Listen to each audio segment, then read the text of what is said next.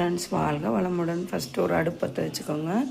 இப்போ ஒரு குக்கரில் வந்து ஒரு 20 மிளகாய், இவ்வளவு புளி, எலுமிச்சம்பழ அளவுன்னு வச்சுக்கோங்களேன், கொஞ்சம் பெரிய சைஸ் எலுமிச்சை அளவு போட்டு நல்லா 2 குழிக்கரண்டி சமைக்கிற மல்லுங்க அந்த எண்ணெய் நல்லெண்ணெய் 2 குழிக்கரண்டி அளவு நம்ம ஊற்றிக்கலாம். நம்ம வந்து இந்த மாதிரி சின்ன வெங்காயம் ஊறுகாய் போட போகிறோம். அதில் 4-5 பெரிய வெங்காயம் இருக்குது. இதை கழுவி எடுத்து வச்சுக்கலாம். இந்த மாதிரி நல்லா 2 கரண்டி, இந்த குழம்பு கரண்டின்னு சொல்லுவோம் இல்லைங்க, அதில் 2 கரண்டி எண்ணெய் ஊற்றிக்கலாம். அளவு வந்து இப்படி வச்சு ஊற்றிக்கோங்க. நான் செக்கில் ஆட்டின நல்லெண்ணெய் தான் யூஸ் பண்ணுறேன். 2 கரண்டி நல்லெண்ணெய் இதையும் வந்து இதில் சேர்த்தி நல்லா இந்த புளி, வரமிளகாய் எல்லாம் வணங்கிட்டு இருக்கட்டும். சும்மா 2 நிமிஷம் வணங்கினா போதும்.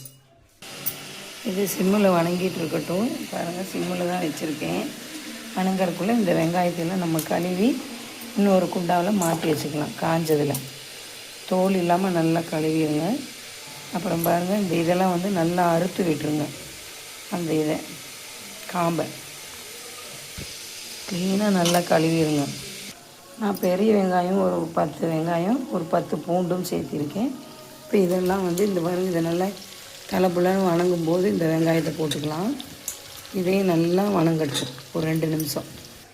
இது நீங்கள் இப்படி வணக்கிட்டு இருக்கும்போதே அந்த சின்ன சின்ன தோலியெல்லாம் வரும். இந்த மாதிரி இந்த தோலியெல்லாம் அப்படியே எடுத்து போட்டுருங்க. இந்த மாதிரி தோலி வரும்.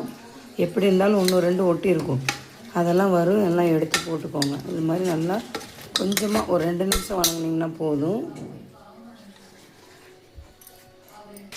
இந்த மாதிரி கரண்டியில் ஒரு 4 ஸ்பூனு உப்பு சேர்த்திக்கோங்க. இது நல்லா உப்பு வந்து ஊறுகாய்க்கு நல்லா ஒரு அள்ளி கொடுக்கும். இது நல்லா வணங்கட்டும்.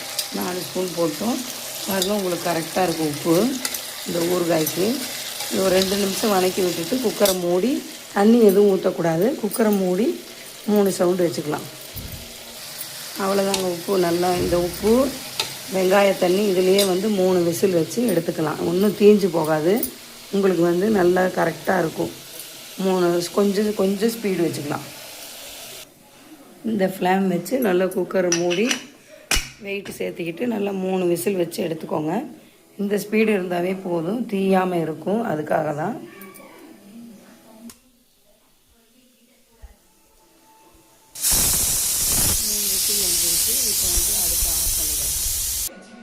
ப்ரெஷர் அடங்கிருச்சு. இது 2 வீடியோ தான் போட முடிய மாட்டேங்குது. பாருங்கள், இது நல்லா ஆற விட்டு இது மாதிரி காஞ்ச மிக்ஸி